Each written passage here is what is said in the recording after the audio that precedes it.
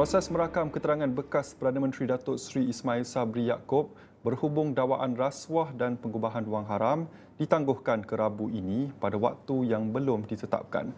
Perkara itu disahkan seorang pegawai SPRM yang tampil menemui pengamal media di luar bangunan Ibu Pejabat Suruhanjaya Pencegahan Rasuah Malaysia SPRM di Putrajaya. Sebab penangguhan rakaman percakapan itu setakat ini masih belum didedahkan. Terdahulu sumber daripada SPRM memaklumkan Ismail Sabri dijangka menyambung memberi keterangan untuk hari keempat pada pukul 10 pagi Selasa. Wartawan daripada pelbagai agensi media dilihat berkampung seawal pukul 9 pagi bagi menantikan perkembangan terkini kes rasuah dan pengubahan wang haram ahli Parlimen Bera itu semasa mentadbir kerajaan dari 2021 hingga 2022.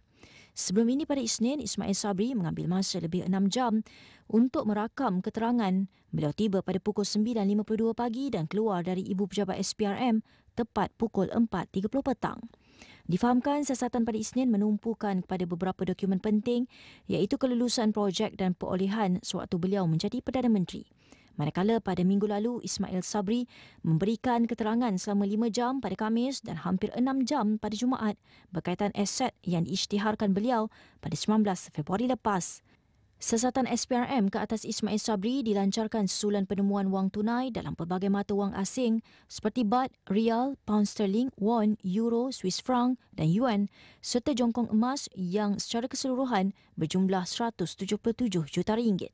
Pendedahan itu dibuat menerusi siri serbuan membabitkan 3 premis termasuk sebuah safe house di sekitar ibu negara milik bekas pegawai kanan Ismail Sabri. Semua hasil rampasan turut dikaitkan dengan perbelanjaan dan perolehan dana bagi tujuan promosi serta program publicity sewaktu Ismail Sabri memegang jawatan Perdana Menteri. SPRM juga dilaporkan menyita 13 akaun bank bagi membantu siasatan kes.